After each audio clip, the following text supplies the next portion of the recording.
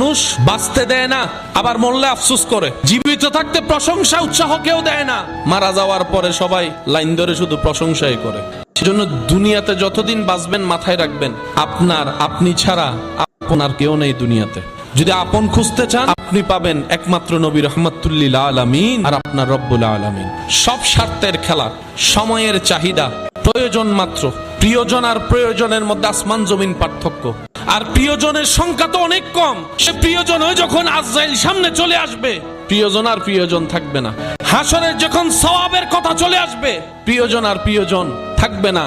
কারণ মানুষ সবাই দিন শেষে নিজেরটাই ভালো বুঝার চেষ্টা করে, অন্যের মুখে হাসি কেড়ে নিয়ে হলো নিজে হাসার চেষ্টা করে। যতদিন বাঁচবেন তাওয়াক্কুলটা রবের উপর রাখবেন, দিলটা উজাড় করে আপনার আবার নবীকে মহাব্বত করবেন।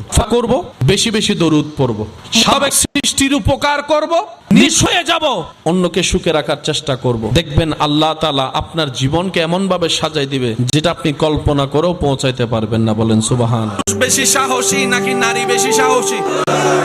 তেলা ফুকা দেখলে লাভ দেয় কে? আরো জোরে। যদি আপনি একটা মহিলা মানুষের তেলা ফুকা দিয়ে ধরেন, আস্তর ধরা লাগবে না, সম্পত্তি সব লিখা দিব আপনার নামে। ঠিকই দেখলে ওই রুমে আর যায় না পুরুষটা নারী। যেই নারী তেলা পাকা দেখলে এক লাফে ওই রুমে চলে যায়। যেই নারী টিকটিকি দেখলে ওই ঘরে আর ঢুকে না। যেই নারী একটা সুই দেখলে বলে যে করুণায় মারা যেতে রাজি, সুই দিতে রাজি না। সেই মেয়ে যখন মা হয়